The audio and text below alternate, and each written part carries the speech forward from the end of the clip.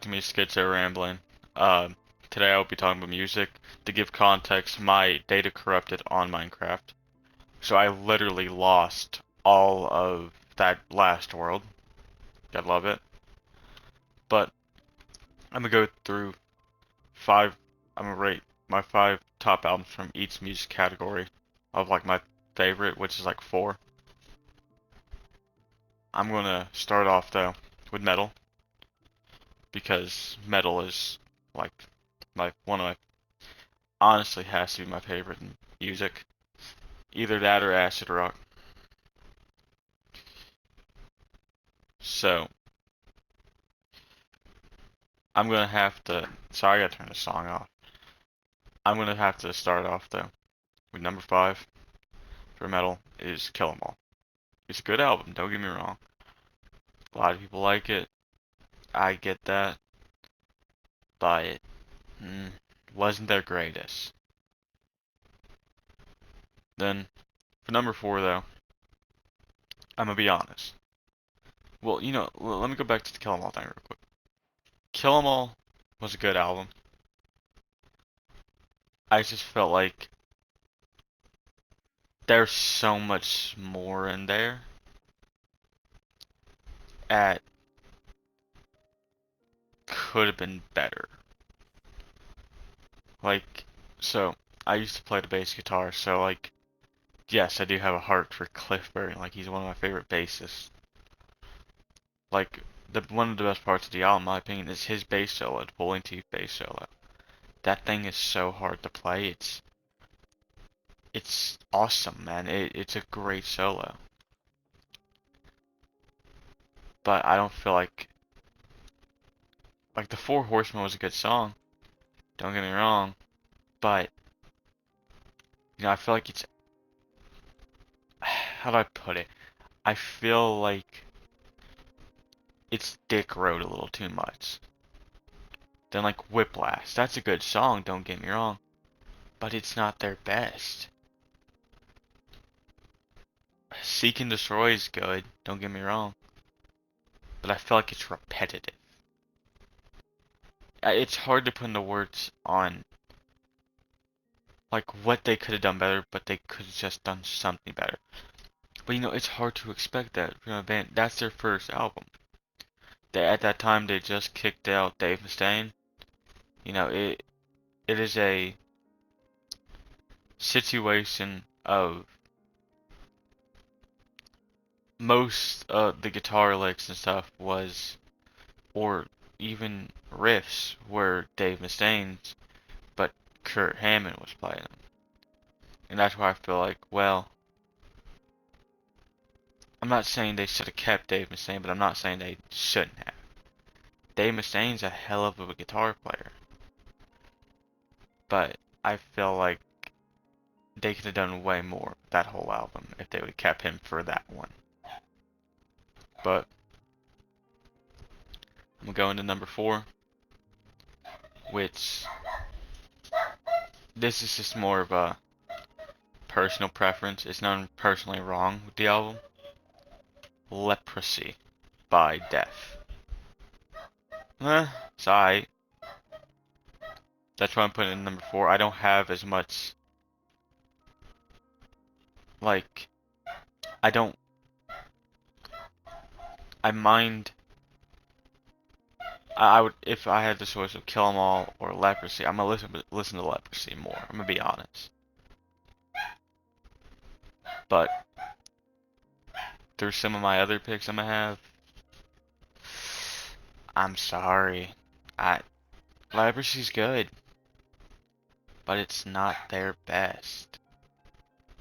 Like Scream Bloody Gore was a great album by Def, but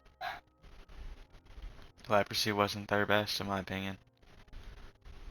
But that leads me to number three. Ride the Lightning by Metallica. There is so much I can say it was good on that album, but I will say it was not gonna make it my number two or number one. Mm. Got songs like Call of Cthulhu, Strapped Under Ice, Creeping Death, Ride the Lightning, Fight Fire with Fire, Fade to Black. that whole album has just iconic Metallica songs. But I feel like my main issue with that whole album was it felt like it was too short. Like some of those songs, don't get me wrong, are like 7 minutes long. But it didn't feel long enough. I felt like after I was done listening to it, I wanted more of that. Great album though. This isn't me shit talking or anything. It's genuinely a great album. But like, phew, I I remember partially the reason I even got into metal was because my friend Tommy, also known as his used to be called Boneless, but I'm not gonna call him that. But he got me into Slipknot and he was like, "Hey, listen to Ride the Lightning with Metallica." And I listened to the song first, and that changed everything. I started like getting into metal a lot. Like I learned their discography. Like I just learned everything I could. It was just the music. It was just at the time it felt so like glorious. But as I've gotten older, I feel like I still wish there would have been more to that album than there was. But you know what?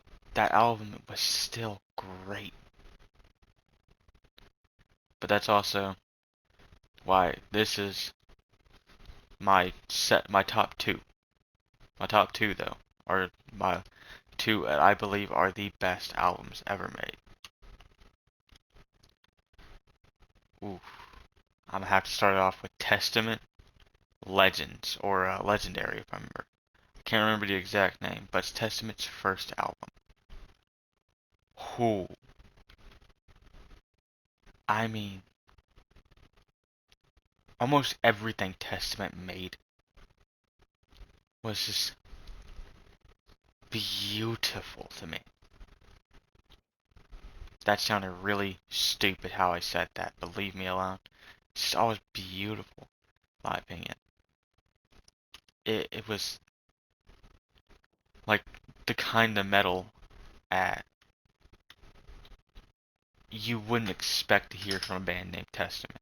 But they had songs like Over the Wall off the first album, which that shit went hard. But I remember listening to the whole album and I'm like, there wasn't anything bad on it. But you know what? There's not a lot I really have to talk about that album besides it was just good. It was really good. I loved the guitar in it, the drums, the vocals were great.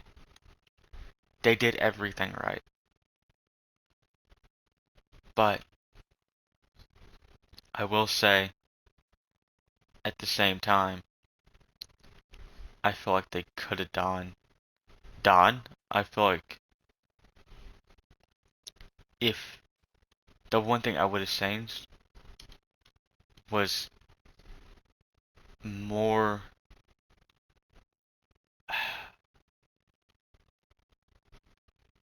more heavier riffs. I feel like that would have made that album 10 out of 10. That would have made my number one.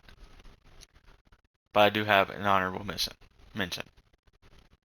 And that's going to have to be Black Metal by Venom. That album, whew, that album was fucking amazing. You had To Hell and Back, Black Metal, of course, the first song on the album. Then you had like what's called Teacher's Pet. Oh my god. Those three songs alone made that album so good. The issue I had with that album though, it was so short. That's why I didn't make the list. It was so short. But you know what? Not every album can be perfect. I will say that. But that does lead me to my number one, which in my opinion was I, I have to say it. Black Sabbath by Black Sabbath. Oh my god. Black Sabbath by Black Sabbath fucking bumps. I don't know how else to put it. It's gas. It starts off with Black Sabbath, and it leads you in with all these heavy riffs. And then it goes into The Wizard. Starts you off with that nice harmonica, and then just heavy riffs. Then you got songs like Wicked World. Uh, it depends on your album. Like mine has it. But then I've also seen other ones. Has Evil Woman. And then fucking NIB. Oh my god. And I don't, it's just there's so much stuff on that album. I made it good. You hear the rawness from like Ozzy. You can hear the bass behind every song from Geezer Butler. Bill Ward doing his jazz drumming. Then you have Tony Iommi who was playing these heavy riffs with two fingers that barely worked. He had little fucking what's it called, leather things on his fingers. It was just what a metal album should be. It was just perfect. It was raw. It was real. Even for like a good example, I love Paranoid. Great album. But you know what? It's overhyped for what it is. Like Paranoid, Electric Funeral, and like War Pigs. Like I know most people are like, well, Iron Man's on there. Iron Man sucked dick. That's a horrible song. But see, that's the thing I liked about Black Sabbath. Even their bad songs were loved. And that's what, like, they were just so heavy. Eh, I don't even know how else to put it besides every album they released up until, like, the last two with Ozzy was good. But their best had to be their first.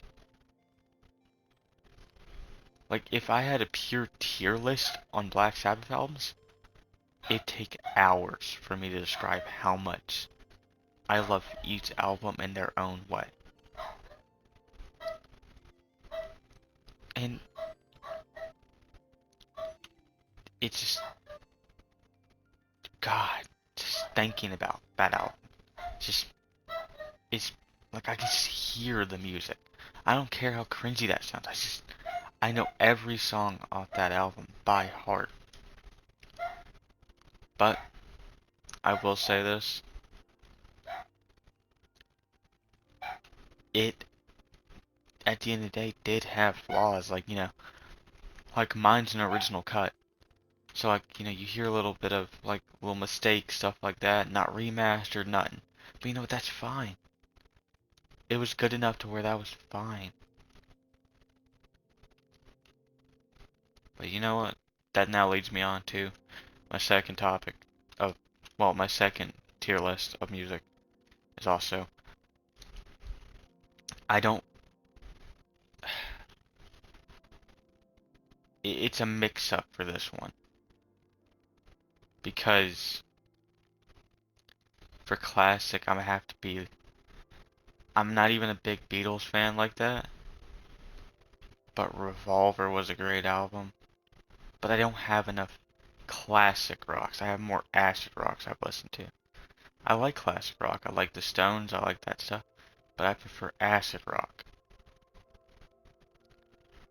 But like, I'm gonna have to like.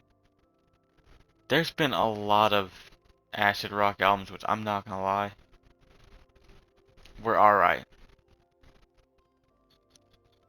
But I will start it off with fuck, what's that album called, bro? Sorry, I was having that thing. Number one has to be The Doors' first album. Not number one, sorry. Number five has to be The Doors' first album. Had Break On Through to the Other Side. Uh, if I remember correctly, Alabama Song. Uh, they also had fucking Light My Fire. No, no, it did not have Light My Fire. Did it have Light My Fire? I don't own that one anymore. I don't remember. But no matter what, it still had hits on it. It just wasn't their best. There's really not a lot I have to talk about with that album. Because it really... Oh, my controller died. Please don't drown. It wasn't as rememberable as some other albums I've heard. Like...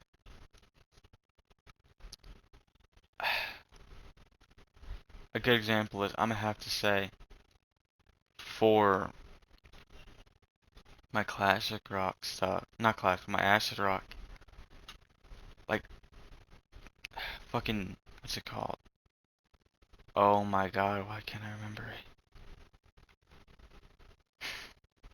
Sorry. Jimi Hendrix's first album, because I can't remember the name right now off the top of my head. But good album. It wasn't their best. I listened to the whole album a couple times, I tried to like it. But that's why I'm putting it at number 4 is, you know, the main factors of it going to number 4 is Little Wing and Castles Made of Sand. And that's probably his best two off that album.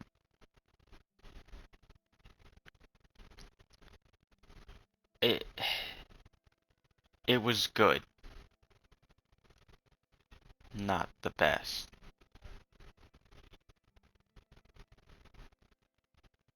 And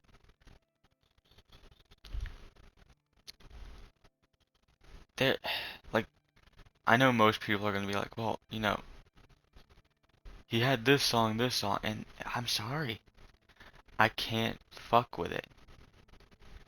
It wasn't that great. But you know, I'm not gonna sit here and stay on it. Next one is The Wall by fucking Pink Floyd. That's only going to number 3 because honestly, it had good songs. Wasn't the best. Not a lot I can comment on. That's why I'm in this one. I'll short on that part. But my number 2 has to be Electric Ladyland by Jimi Hendrix. Whew. Ooh. That shit was awesome. I I listened to it more than once. Like most of these albums I've listened to more than once. But I can't sit here and say it. Like besides Voodoo Child, All Along the Watchtower, and Somebody's House is Burning Down. Or House Burning Down. I can't remember the exact name of the song. Those are his best songs off that album. Other people might think otherwise. That's just me being real. And I'm gonna have to say, for my number 1 though, is, I know this could be controversial, because I know how popular it is. Pink Floyd, Dark Side of the Moon. That shit was amazing. I mean, literally, I remember laying in my bed. It was My birthday. I turned, I think it was, yeah, I turned 13. No, I was turning 14. I got the album because my parents gave me a lot of money for some, and I was like, alright, I'm just gonna go pick up a couple records and stuff. And we went, and this is before I truly was, like, I was studying firearms every day, but music was such a big passion to me. I sat there and it was like maybe 3 a.m. No, sorry. It was 12 o'clock. I turned it on at 12. I was like, oh, I gotta be in bed by 2. But I remember I was like, I just want to listen to this album before I go to bed. Oh my god. The album starts off with Breathe in the Air. Or Breathe. Or Breath. Whatever it is. Oh my god.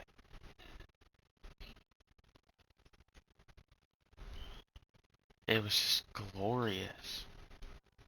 It felt like I was being because my dad always told me to lay in my room, lights off, close my eyes, and just listen to the music. I did it, and I, I mean, it literally changed my life. Like, I know people are gonna be like, how did it change your life?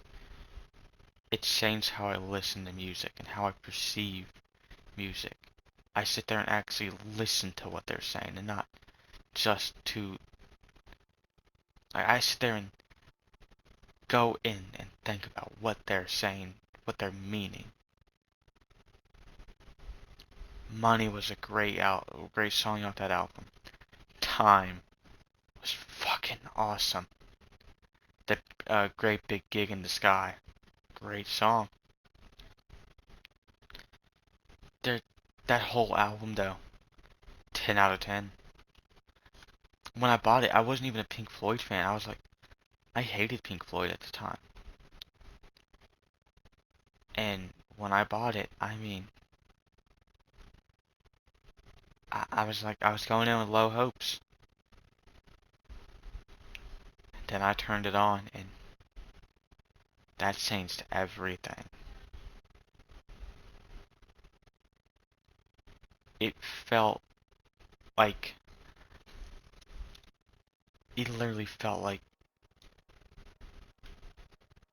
the music itself was speaking to me. I'm not even trying to be in a cringy way.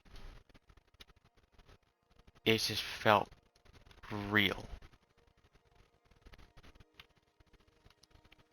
And that's why I have to say, that album was beautiful.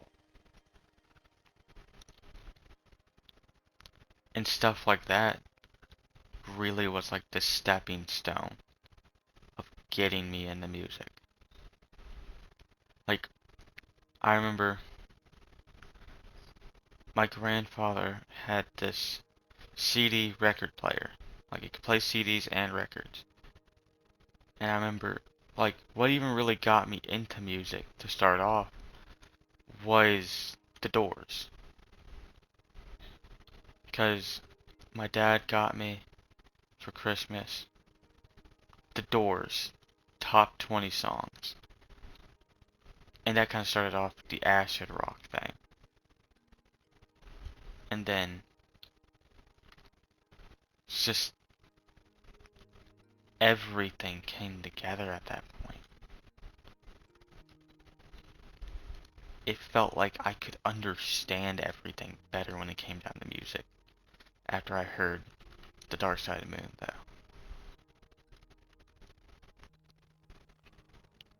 And that's why it's so high up for me.